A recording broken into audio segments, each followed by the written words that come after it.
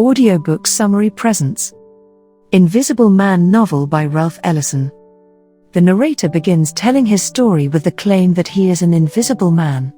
His invisibility, he says, is not a physical condition. He is not literally invisible, but is rather the result of the refusal of others to see him. He says that because of his invisibility, he has been hiding from the world, living underground and stealing electricity from the monopolated light and power company.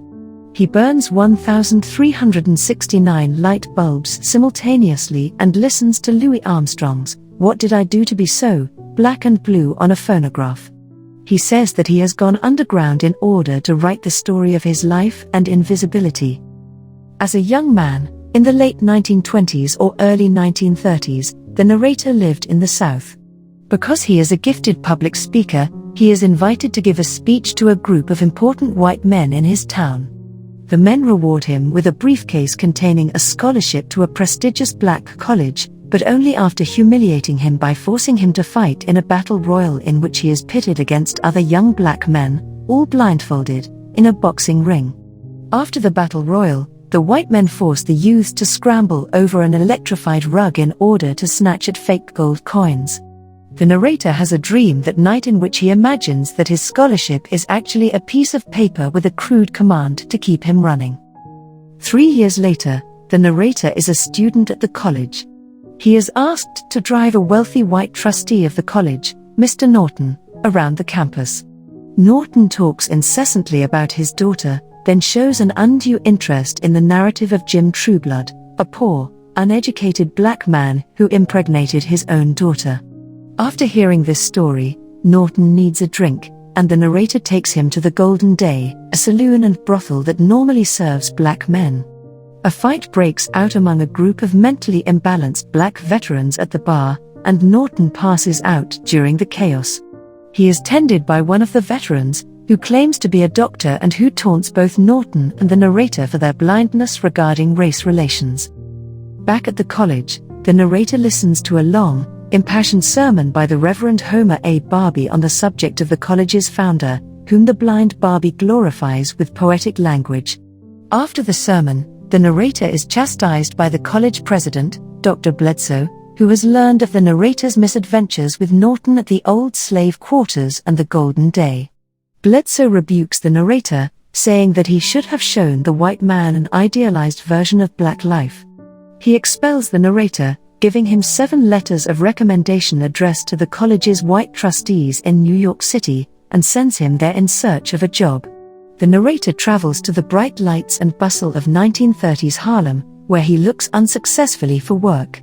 The letters of recommendation are of no help.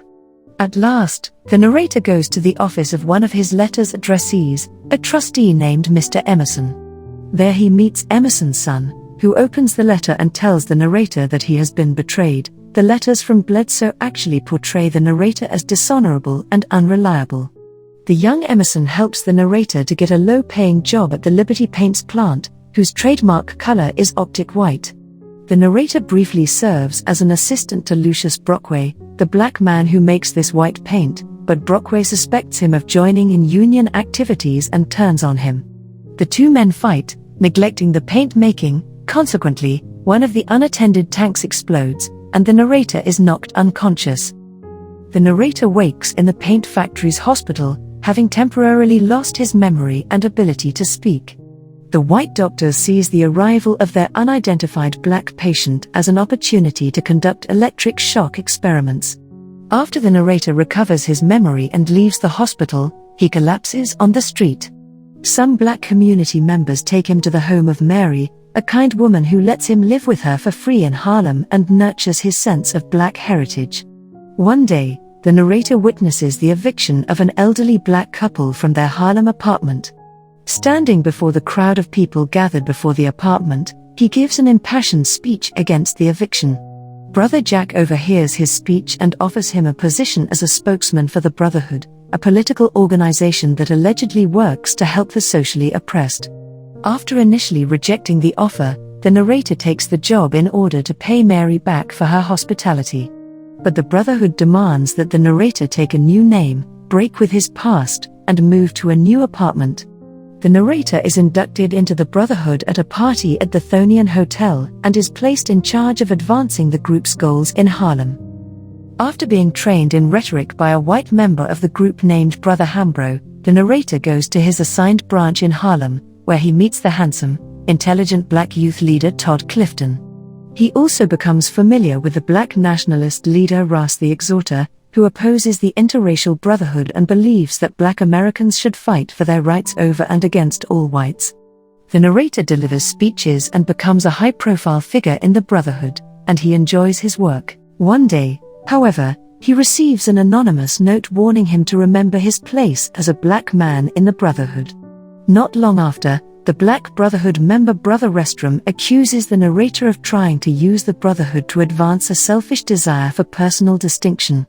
While a committee of the Brotherhood investigates the charges, the organization moves the narrator to another post as an advocate of women's rights. After giving a speech one evening, he is seduced by one of the white women at the gathering, who attempts to use him to play out her sexual fantasies about black men. After a short time, the Brotherhood sends the narrator back to Harlem, where he discovers that Clifton has disappeared. Many other black members have left the group, as much of the Harlem community feels that the Brotherhood has betrayed their interests. The narrator finds Clifton on the street selling dancing Sambo dolls that invoke the stereotype of the lazy and obsequious slave. Clifton apparently does not have a permit to sell his wares on the street. White policemen accost him and, after a scuffle, shoot him dead as the narrator and others look on.